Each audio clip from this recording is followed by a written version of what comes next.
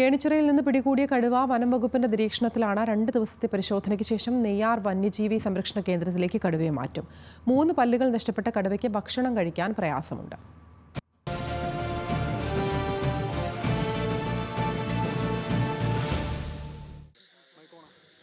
നിലവിൽ സുൽത്താൻ ബത്തേരിയിലെ മൃഗപരിപാലന കേന്ദ്രത്തിലാണ് കടുവ. കേണിച്ചിറയെ വിറപ്പിച്ച കടുവയ്ക്ക് നിരവധി ആരോഗ്യ പ്രശ്നങ്ങളാണുള്ളത്. മുൻകാലിൽ സാരമായ മുറിവുണ്ട്.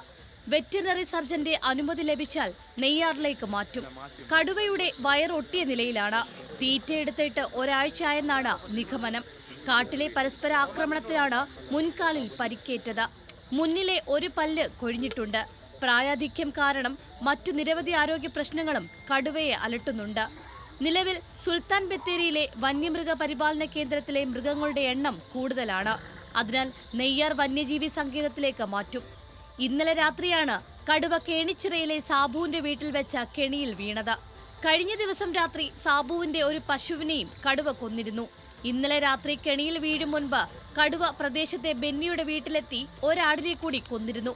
ഇന്നലെ പുലർച്ചെ ബെന്നിയുടെ 2 പശുക്കളെയും കടുവ കൊന്നിരുന്നു. അതേസമയം കടുവയെ പെട്ടെന്ന് തന്നെ പിടികൂടിയതിന്റെ ആശ്വാസത്തിലാണ് നാട്ടുകാർ. ന്യൂസ് മലയാളം, വയനാട്.